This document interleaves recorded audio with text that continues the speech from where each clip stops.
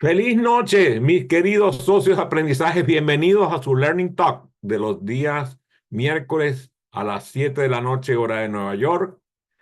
Me acompaña en la sala Tili de León desde Bogotá, Colombia. ¿Cómo estás, Tili?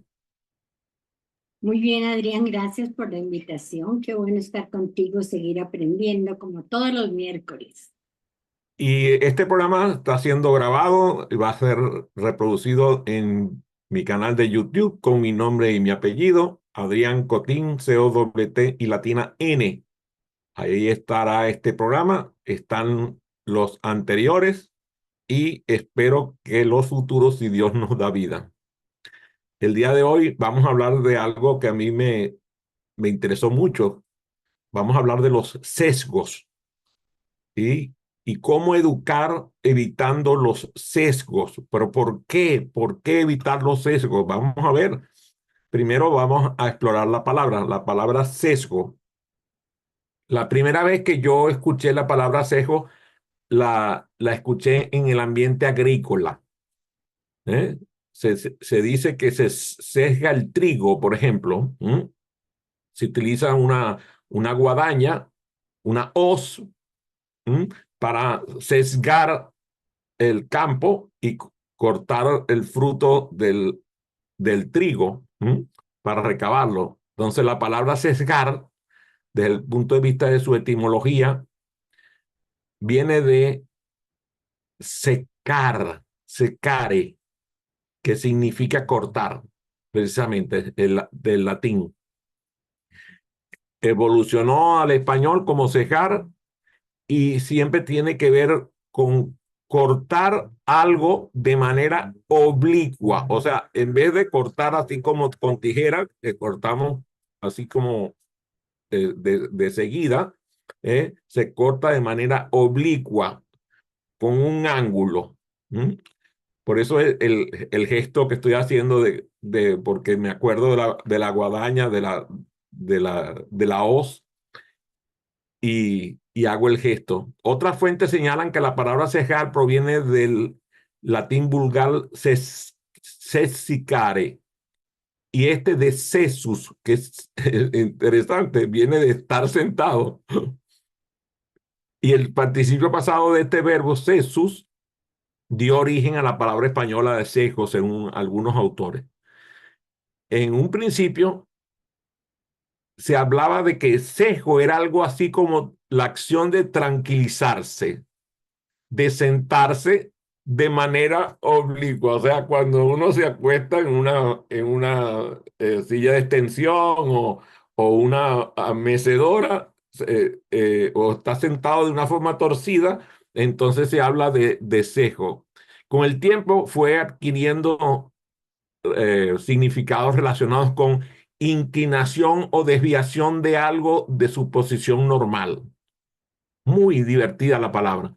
En el siglo XV empezó a utilizarse en el sentido figurado, o sea, a referirse a la falta de neutralidad, de imparcialidad ante un concepto, una información, una acepción. Y esa manera de ver se fue sembrando y entonces se convirtió en que la palabra sesgo ahora se hace con sentido figurativo al referirse a un perjuicio que tenemos o una distorsión que afecta nuestra percepción o que afecta el juicio de una persona. Con el tiempo se ha ido variando esta palabra y es muy divertida. A mí me encanta. La palabra sesgo, entonces, también está relacionado con la palabra exicus, que significa fuera de línea. Execare, cortar fuera. Es muy interesante. Entonces, yo me puse a explorar la palabra sesgo porque la he utilizado con cierta frecuencia en mi verbo, pero me di cuenta que en el castellano tiene muchas acepciones y además se utiliza en diversos campos. se utiliza, por ejemplo, en el campo de la imparcialidad periodística, ¿m? O de la objetividad a la hora de presentar un determinado informe o algún tipo de declaración. Cuando damos informaciones o cuando se toman decisiones, e incluso lo he visto y lo he utilizado yo mismo en cuanto se realiza un juicio, ya sea un juicio legal, yo no participo de esos, pero sí participo de un juicio porque en el coaching los juicios son habituales. De hecho, hay autores que dicen que nosotros habitamos en un mundo de juicio, pero allí mismo nos damos cuenta cómo en el coaching nuestro juicio está sesgado, pero vamos a ver cómo es que está sesgado. Hay diversos tipos de sesgo. Por ejemplo, están los sesgos que tienen que ver con la estadística. Cuando nosotros vemos, y a mí me encanta, este es un país, Estados Unidos es un país de estadística, pero uno tiene que revisar bien la fuente de la estadística porque muchas veces la fuente de la estadística tiene un sesgo determinado. Entonces, de pronto dan unas cifras, ahora que estamos en época electoral, y dan unas cifras de tendencia del voto. Y entonces un sector que de la derecha dice que el candidato que va en la punta es el candidato de la derecha. Y el mismo día sale la encuesta de la izquierda y entonces la encuesta de la izquierda señala que la candidata de la izquierda es la que va ganando. Y la verdad es que uno lo que tiene que hacer es no creerle a ninguno de los dos y empezar a revisar las fuentes de la cual proviene, porque sí hay fuentes que son fidedignas. Hay diversos tipos de sesgos estadísticos. Por ejemplo, están los sesgos que se revelan en las muestras. O sea, muchas veces las muestras que nos dan nos dicen nos dan una determinada estadística y nos dicen los casos, por ejemplo, los casos de viruela han aumentado en un 300%. Sí, pasaron de un caso a tres. Ya aumentó un 300%. Claro, el escándalo es que aumentaron 300%, pero cuando la verdad, no, lo que hubo un caso el año pasado, ahora hay tres, hay 300%. Entonces hay que tener cuidado de los sesgos de muestreo, cuando la muestra no son representativas del conjunto. También hay los sesgos de respuesta, o sea, cuando hay personas que responden en una encuesta de esas de calle y entonces responden a una encuesta y, y tú dices, un momentico, vamos a revisar, ¿será que esta persona está complaciendo al encuestador? Es un sesgo de respuesta. Hay una diferencia entre quien responde una encuesta y quien no responde una encuesta. Disculpen. Entonces, es muy interesante este sesgo, el sesgo de respuesta. Después está el sesgo de selección. Cuando nos da una muestra que representa una población general y vemos cómo aparece la selección y entonces de pronto tú ves, un momentico, resulta que estamos en un grupo, alguien hace una selección y esa persona tiene un liderazgo fuerte con el grupo, entonces todo el mundo vio cuál fue la casilla que marcó. Y entonces, no, si él marcó la número uno, yo voy a marcar la número uno. O al contrario, a lo mejor el que marcó la número uno es el más odiado de todos los demás. Entonces los demás dicen, no, yo a la uno no la marco, marco otra. Eso es lo que llaman un sesgo de selección, cuando la muestra no representa a la población general. También hay otro sesgo en la estadística que se llama el sesgo de supervivencia.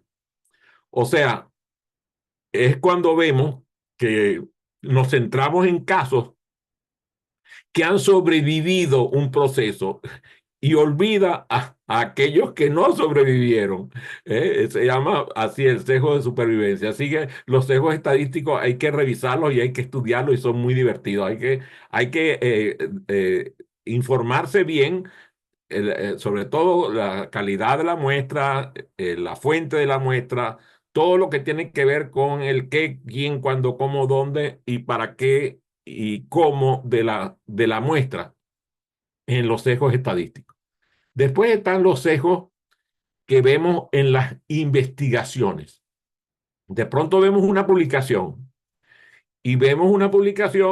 y oye, de verdad nos luce atractiva, pero resulta que las publicaciones tienden a publicar solo los resultados positivos. Eso se llama sesgo de publicación. A veces vemos publicaciones que incluso no tienen una fuente fidedigna, ¿eh? Se presenta la publicación, pero hoy un momentito, pareciera que la publicación tiene el sesgo de quien lo escribió, quien lo redactó. A veces vemos como instituciones que no existen aparecen dando información en publicaciones. Y entonces tú dices un momentico, yo estoy viendo esta fuente, pero yo no conozco esta institución, déjame revisarlo. Y agarro la fuente, la pongo en un buscador y dice, no se encuentra. O sea, una fuente que no existe. Entonces hay que tener cuidado con los sesgos de publicación. También con los sesgos de confirmación en la investigación. O sea, eh, cuando vemos una hipótesis preexistente que lo que hace es confirmarse en la investigación. Y tú dices un momentico, ¿qué fue primero? ¿La investigación o, o- o el resultado? A veces el resultado, la hipótesis, alguien tuvo una hipótesis y entonces dijo, ajá, voy a crear un estudio para confirmar la hipótesis. Y ni siquiera el estudio es para ver si la hipótesis preexistente es real o no, es verdadera o no. Déjame confirmar mi hipótesis. Como es mi hipótesis, yo la voy a confirmar y digo, aquí está el estudio. ¿Eh? Eso es peligrosísimo, el sesgo de confirmación de las investigaciones. Hay otro sesgo en la investigación que se llama el sesgo de patrocinador, o sea, la influencia que tiene un patrocinador, por ejemplo, yo lo veo. A veces viene una institución y contrata a una empresa para que le detecte necesidades de aprendizaje, por ejemplo. Ahí está Tilly que está haciendo así con la cabeza porque ella sabe que es muy común. Entonces vienen, contratan la detección de necesidades de educación o de capacitación y sorpresa, lo que se detectó, la empresa que hizo la detección lo provee. ¡Qué sorpresa! No, eso se llama sesgo de patrocinador. O sea, un momentico, yo patrocino para que alguien venga y me ponga un resultado del estudio que favorezca el patrocinio mío. ¿Mm? También lo vemos con algunas empresas que, por ejemplo, realizan unas actividades pseudo humanistas, pseudo generosas, y lo que hacen es garantizarse que el público que aparezca en esa información garantice que su patrocinio valió la pena. O sea, invertí unos dolaritos aquí, alguien tiene que decir que yo hice bien mi trabajo. Eso se llama el sesgo del patrocinador. Muy interesante el sesgo del patrocinador. Luego aparecen lo que se llaman sesgos sociales. Sesgos sociales. Por ejemplo, es muy común el sesgo de estereotipo, ya sea, oye, mira, qué bien luce este chico, está usando una chaqueta de Tommy, como esta, ¿verdad? Que me regaló mi compañero Francisco Duarte. Tengo Una chaqueta Tommy debe tener dinero porque esas chaquetas son costosas. Entonces, el estereotipo hace que nosotros tomemos me atribuya una característica basándome en la pertenencia de un supuesto grupo. ¿Mm? Lo vemos en la fiesta. Tú ves la persona, a mí me hace mucha gracia porque resulta que aquí en los Estados Unidos muchas personas tienen la costumbre de ir a tiendas a buscar ropa de noche, se visten con una ropa muy bonita y muy cara y muy buena, van a la fiesta y al día siguiente van y devuelven la ropa con la que vistieron. Entonces, claro, las personas sacan conclusión, oye, qué bien vestido está este tipo o esta señorita, qué elegante, de verdad, debe tener mucho dinero porque esas prendas de vestir que cargaban cuestan mucho dinero. Resulta que esa persona salió de la fiesta, puso la ropa que había utilizado en una bolsa y fue y la devolvió. Y simplemente lo que hizo fue una transacción con la tienda. Y muchas tiendas lo permiten porque, tú sabes, como dicen, el que parte y reparte de queda la mejor parte, muchas veces o dañan la prenda de vestir o hacen algo o simplemente les gustó y se la quedaron y bueno, ya quedaron enganchados. Entonces, las tiendas no lo rechazan. Hay algunas tiendas que sí lo hacen, pero es muy interesante esto de los estereotipos. Lo vemos muchísimo cuando llegan las personas al banco, ¿verdad? Allá donde trabajaba Dili en el Bank of America y llega una señora que parece que hubiera salido de una granja con una ropa de campo, con un bolsito de nada, que parece un bolsito más bien cosido por ella en su casa y el gerente de la sucursal ni caso le hace. Y a mí me pasó, estoy hablando de un caso cierto. Mi tío Pancho, que era el presidente del banco, le tocó eso, desde una señora con una bolsita, así como estoy describiendo, y nadie la atendió. Porque ¿quién le iba a hacer caso a la pobre viejita que cargaba era una bolsita y estaba vestida con ropa de lo más común? Parecía una campesina. Y resulta que la señora cargaba el equivalente entonces de $300,000 metidos en la bolsita.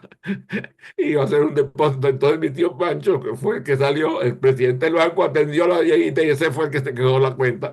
Y todos los demás quedaron, tú sabes, vistiendo santos porque no se dieron cuenta que tenían un cliente. Por eso que no creemos en estereotipos.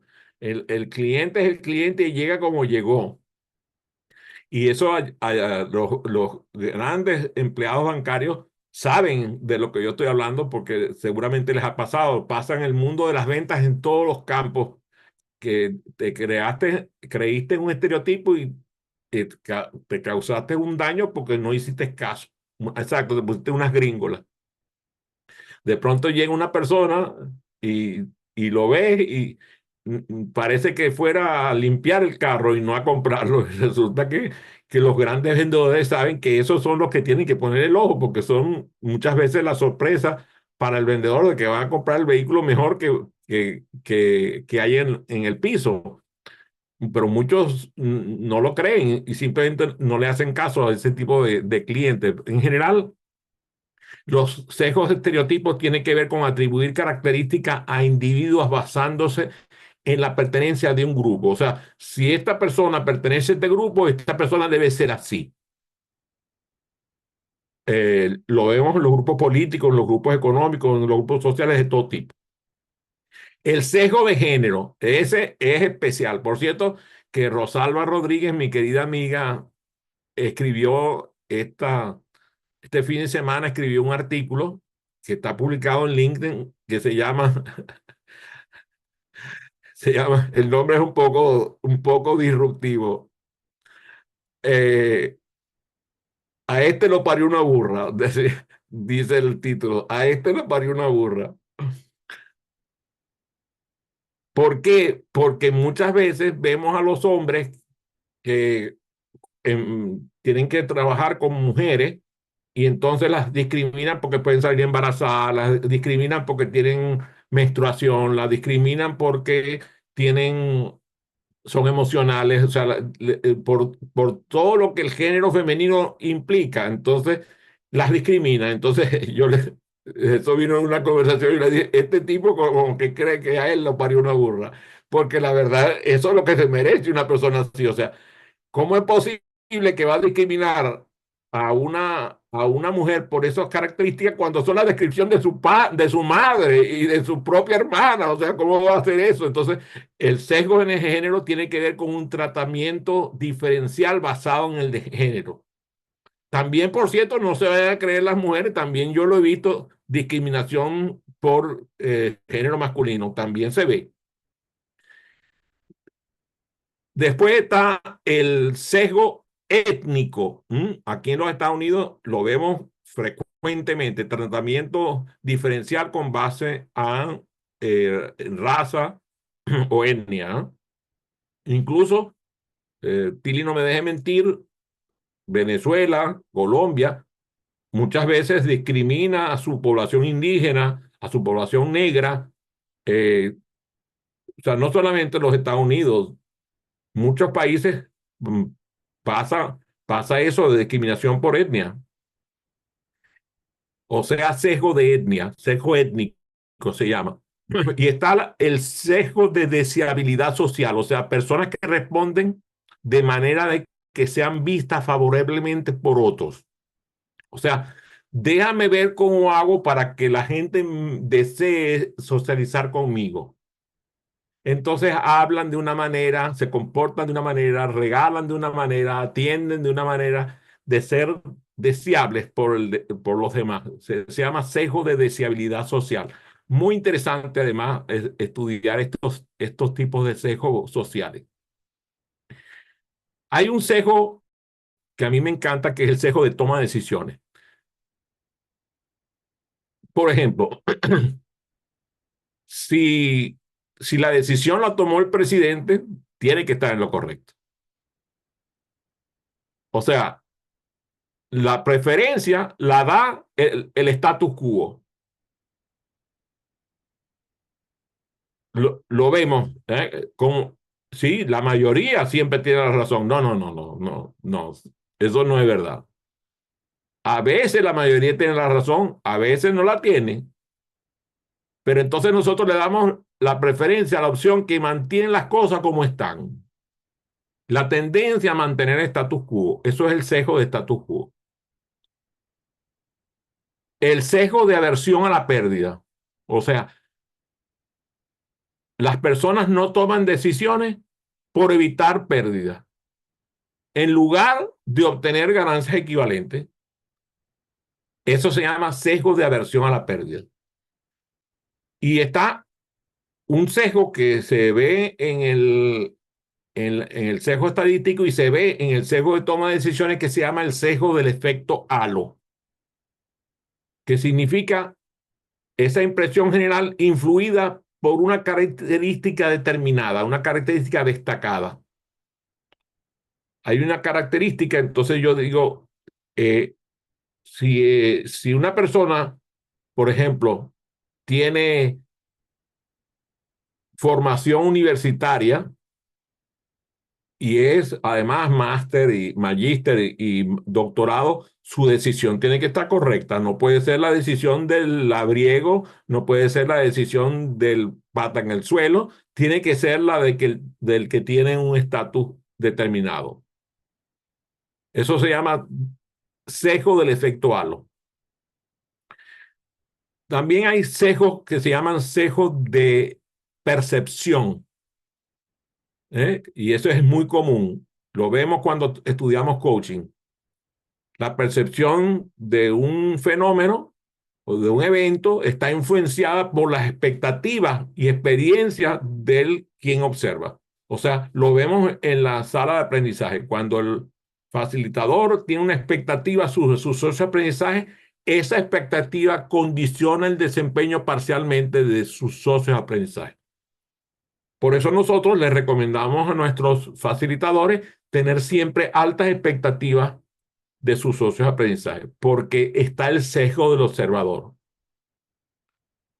El, el sesgo del observador hace que nosotros observemos un fenómeno con base en las expectativas y experiencias que nosotros hemos vivido, en base a a lo que nosotros tenemos en el pensamiento, en el sentimiento. Después están los sesgos de autocomplacencia, o sea, atribuir éxitos a uno mismo y fracasos a los externos. O sea, si yo tengo éxito, fui yo. Si fracasé, no son causas externas. Otro fue el que me causó ese daño. Eso se llama sesgo de autocomplacencia. Y por último, los sesgos en los medios de comunicación. Lo vemos mucho. El sesgo ideológico, cuando la información es presentada de acuerdo a una agenda determinada, una agenda política, una agenda ideológica determinada. El sesgo de encuadre se ve mucho en la programación neurolingüística, cómo se presenta la información puede influir en cómo se percibe. Aquí, por ejemplo, a mí me encanta. Usted tiene que ver los reportes del clima. Si la gente eh, cree el reporte del clima, este país vive en una catástrofe. Porque es increíble lo que dicen los medios. O sea, siempre estamos ante un huracán de tipo 5. Siempre va a haber una lluvia que van a causar grandes cataclismos y inundaciones, o sea, momenticos, o sea, no puede ser. O sea, yo acabo de asomarme, no hay nada, y resulta que el reporte del tiempo dice que aquí estamos ahogados, estamos bajo, o sea, prácticamente aquí el agua nos llega hasta los techos de las casas. Por favor, les pido que no me crean, que vean los reportes del tiempo de aquí, incluso que por juego vean el reporte de la ciudad donde yo vivo, Germantown, en Maryland, del día de hoy, y me dicen cómo está el clima y yo les voy a decir la verdad. Pero entonces nosotros empezamos a ver en los medios de comunicación un determinado encuadre con base en la percepción que nos da el medio. Y luego están lo que se llama el sesgo de visibilidad, que es, o sea, vemos eventos que se le da una cobertura mediática extraordinaria porque le interesa al medio de comunicación que está transmitiendo o al medio de comunicación que está haciendo que está dando el reporte. Mientras mayor es la cobertura mediática a ciertos eventos, mayor importancia tiene. Y a veces vemos a 8 columnas noticias que nosotros no podemos ver y dice, pero ¿por qué están dando esta noticia con este grado de notoriedad si no está diciendo nada? Yo no he visto nunca que aparezca en un diario en el mundo que murieron 40.000 niños en un día. Y eso es verdad, porque la gastroenteritis mata a 40.000 niños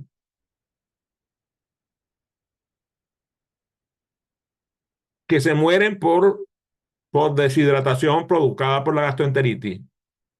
Pero eso no vende periódicos. Además, tendría que publicar esa noticia hoy, esa noticia mañana, esa noticia pasado, porque la verdad es que mueren todos los días, pero no tiene visibilidad la noticia, porque la cobertura mediática no lo atrae, no es atractiva. Ahora, cuando vamos a hablar de aprendizaje, aparecen los sesgos que a nosotros más nos interesan, los sesgos cognitivos. Estoy seguro que para muchos de ustedes ha sido impresionante ver la cantidad de sesgos, la cantidad de tipos de sesgos que hay. Bueno, prepárense porque hay muchos sesgos que tienen que ver con sesgos cognitivos.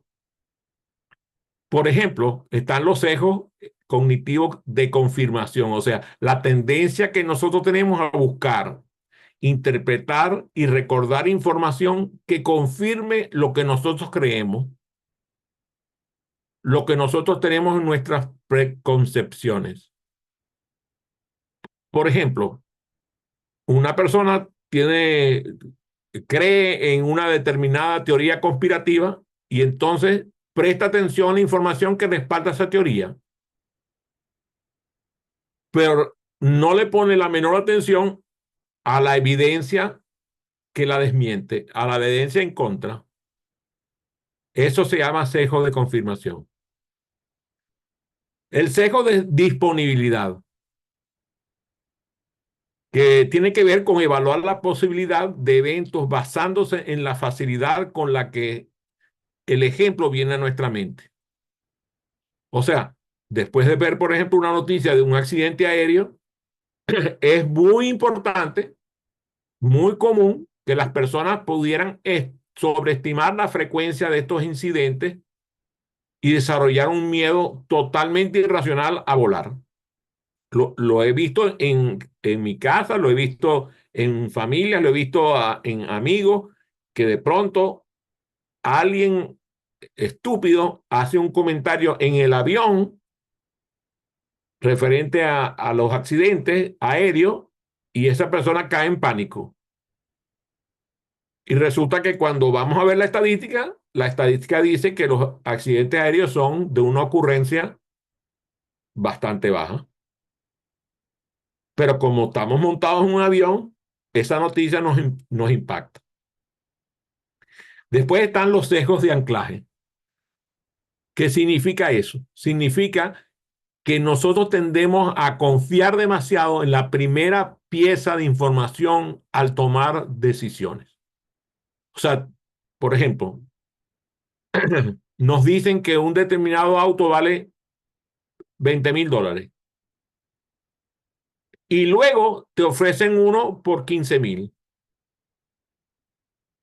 que puede percibirse como una gran oferta.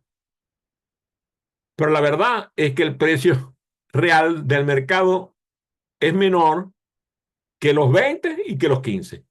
Entonces no busca mejorar el precio que ya te dijeron, porque te dijeron que la diferencia entre la primera vez que te lo ofrecieron, que fue 20,000, bajó a 15,000. Entonces te dice, oye, tremenda oferta. Y resulta que no, que hay un precio mucho mejor en otro lado. Eso se llama sesgo de anclaje. Nos anclamos a la primera información. Después está el sesgo de autoconfirmación. O sea, atribuimos los éxitos a los factores internos y los fracasos a los externos. Esto ya lo vimos en anterior oportunidad, pero lo vamos a ver aquí relacionado con educación. Cuando lo vimos en los estudiantes, le pregunta el papá, mijo, ¿cómo salió el examen? Me rasparon. O pregunta al papá, hijo, ¿cómo le fue en el examen? Aprobé. O sea, él aprobó, pero si él fracasó, lo rasparon. O sea, no fue él que raspó, fue los maestros que lo rasparon. ¿Eh? Las malas calificaciones están atribuidas a otro ser que no soy yo. Después aparece el sesgo retrospectivo. O sea, la tendencia a ver eventos pasados como más predecibles de lo que realmente fueron. Piensen, ¿cuántas veces ustedes pensaron que iban a sufrir una pérdida grave, que iban a tener un evento desagradable, que iba a pasar algo terrible y no pasó? ¿Mm? También nos pasa, por ejemplo, en el mundo del deporte. Después de que la gente que un equipo gana un determinado partido, la gente dice que siempre sabían que ese equipo iba a ganar.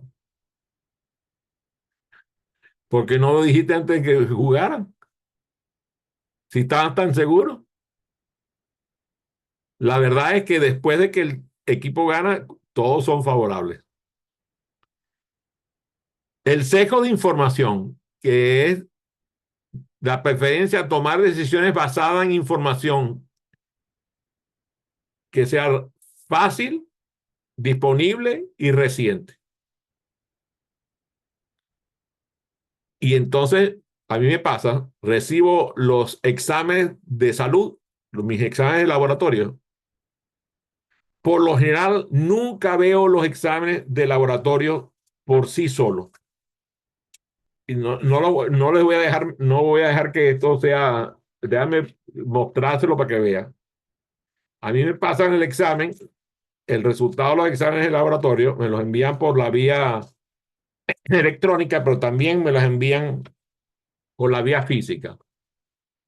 Entonces, yo recibo el examen y ¿qué hago? No me fijo en el resultado, me fijo en cómo se ha comportado el resultado en los últimos 6, 9 o 12 meses. Entonces, ¿qué pasa? Que cuando me da un resultado que a lo mejor me resulta a mi óptica, resulta desfavorable, cuando lo veo en el contexto, me doy cuenta que no, que al contrario mejoré del anterior, entonces mi percepción cambia. O sea, esto es un hecho real en pleno desarrollo. Estos son los resultados de hoy. O sea, aquí está el resultado de julio del 2023 versus el julio del 2024. Está un año completo de resultados. Entonces, cuando yo veo, me doy cuenta, no, mira, si bien es cierto, el resultado está bajo, pero resulta que comparativamente, como estaba en el mes de abril, está mejor. Y en el mes de mayo está mejor. Incluso está mucho mejor que en el mes de junio. Entonces, por más que esté bajo, el resultado en términos relativos está mejor. Yo les recomiendo que hagan eso con los resultados del laboratorio. Y en general, cuando pase eso, que las decisiones no las basen en la información que está fácil, disponible y reciente, sino que se basen en un criterio amplio. Considerar los datos históricos y los análisis detallados. Después está el sesgo de grupo, que es favorecer a los miembros del propio grupo sobre los demás grupos. Eso lo vemos en la sala de aprendizaje de forma habitual. O sea, sentimos más simpatía y justificamos mejor las acciones de nuestros socios de aprendizaje que comparten nuestras creencias o nuestra cultura o son parte de nuestro equipo mientras somos críticos con lo de los demás. Eso se llama sesgo de grupo. Muy interesante para términos de sesgos cognitivos. Después está el sesgo de autoridad. O sea, la tendencia a atribuir mayor veracidad o darle mayor valor a la información proporcionada por una persona a la cual le atribuimos autoridad. Y a mí me encanta desprenderme del sesgo de autoridad. Es muy común que yo diga en mi sala de aprendizaje esto que hasta ahora tengo por cierto. Cuando me piden un concepto, o sea, yo vengo y reexploro. Por favor, Tibi, dame tu concepto de, o mira, Francisco, dame tu concepto de, pregunto a varias personas, dame tu concepto de, y entonces ellos me vienen y me dicen, ¿y cuál es el concepto tuyo? Y no, yo no les contesto.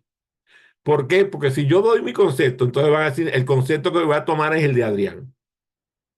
No, yo prefiero que ellos investiguen. Y entonces comparen con el resto del grupo y ahí van tomando decisiones. Por lo general tendemos a aceptar sin cuestionar a quien consideramos un experto. Incluso cuando la evidencia no apoya la afirmación que está diciendo. Eso, eso se llama sesgo de autoridad. Después está el sesgo de negatividad. Muy interesante. Somos sensibles y reaccionamos a los eventos negativos más que a los positivos. O sea, recordamos y damos importancia mayor a las críticas que nos dan que a los elogios que nos otorgan. Eso viene con la historia familiar, porque muchos de nosotros en el hogar no recibíamos elogios. Yo, de verdad, estoy bendito porque mi padre y mi madre eran comunes en el elogio. Y si bien es cierto, eran críticos cuando tenían que serlo, pero elogiaban las conductas que consideraban favorables. Y yo aprendí a elogiar a, a la gente en mi casa, con mi papá y mi mamá. Era interesantísimo ver cómo se comportaban. No solamente eran aptos para elogiar a sus hijos, sino elogiaban a los hijos de los demás. O sea, era común ver a mi padre y a mi madre hablar bien de los hijos de mis tías, de mis tíos, hablar de los hijos e hijas de sus amigos, y era muy común que llegara cualquier familia que no conocía al grupo y ellos presentaban a los visitantes con los amigos de ellos, los familiares de ellos, y presentaban a sus hijos y elogiaban a sus hijos frente a los visitantes que no los conocían. Eso fue un ejemplo que me quedó claro a mí desde chico.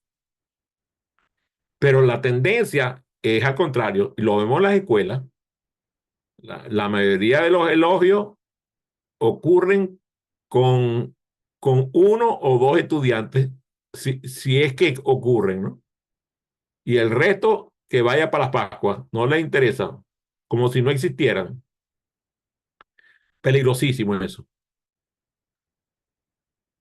Y por último, el sesgo del optimismo o del pesimismo. O sea, hay gente que son optimistas crónicos o pesimistas incurables. O sea, hay personas que siempre están esperando una probabilidad de resultados positivos y gente que está esperando un resultado negativo por costumbre. Y tiene que ver con la perspectiva emocional. El famoso cuento que creo que Tiri lo cuenta mucho, que viene creo de un libro de Mandino del vendedor de zapatos.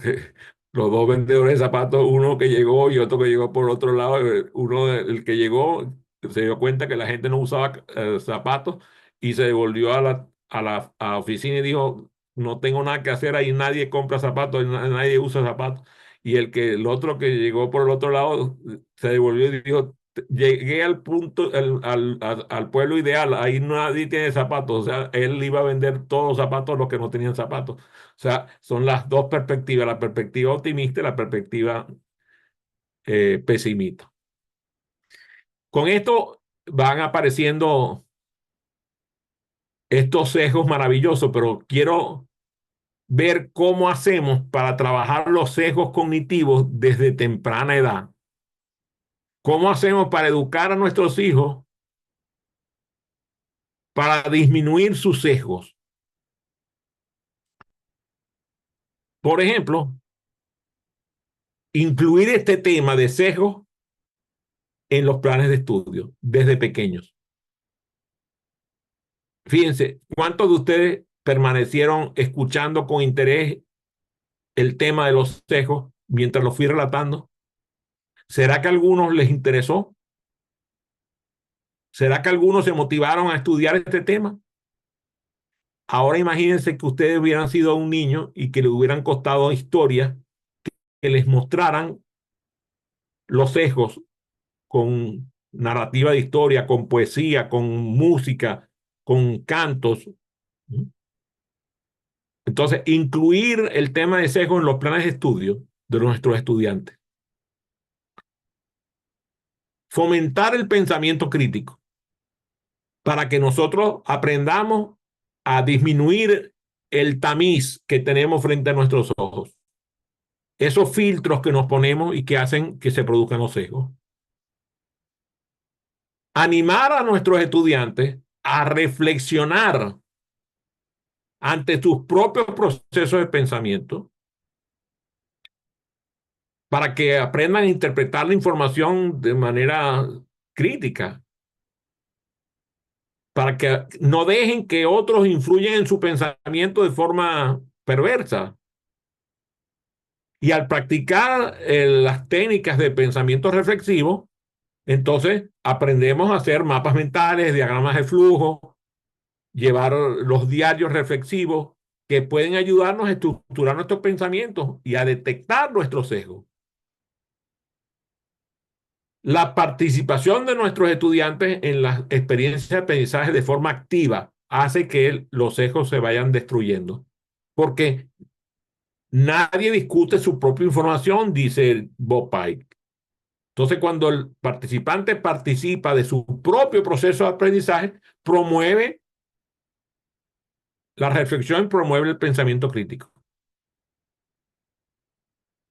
Además, proveerle a nuestros estudiantes de ejemplos cotidianos para entender los sesgos en situaciones reales, en situaciones de la vida real, y ayudar entonces a los estudiantes a comprender cuál es el impacto de este tema.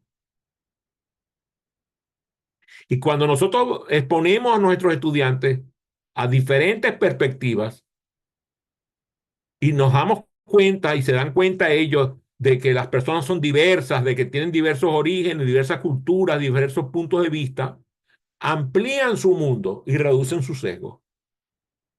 Y cuando además fomentamos el respeto por la diversidad y el respeto por la opinión de los demás, eso es fundamental para crear una cultura antisesgo. Una estrategia que funciona es la celebración de los errores, porque el sesgo que hace que nosotros hagamos del error algo antinatural, o sea, que nosotros no sentamos que los errores son naturales en nuestro proceso de aprendizaje y que además los castigamos, entonces el estudiante no se siente seguro al cometer errores y no puede aprender de ellos. Si además promovemos que el estudiante se conozca a sí mismo y se dé cuenta de los sesgos cognitivos en primera persona y aprenda sobre el tema de los sesgos y haga metacognición, o sea, que practique a pensar su forma de pensar y cuestione sus propias conclusiones y evalúe cómo pueden ser influenciados por su sesgo.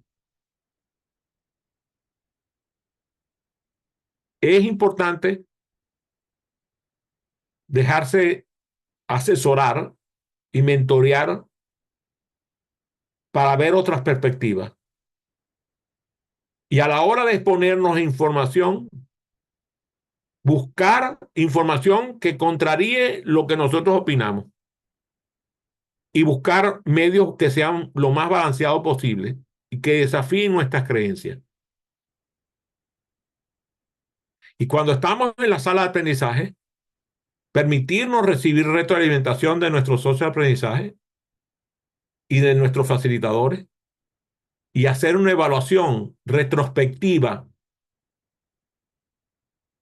analizando los datos y tomando decisiones utilizando, por ejemplo, el FODA o utilizando el método de toma de decisiones de Kepner y Trigo, promoviendo una cultura de cuestionamiento.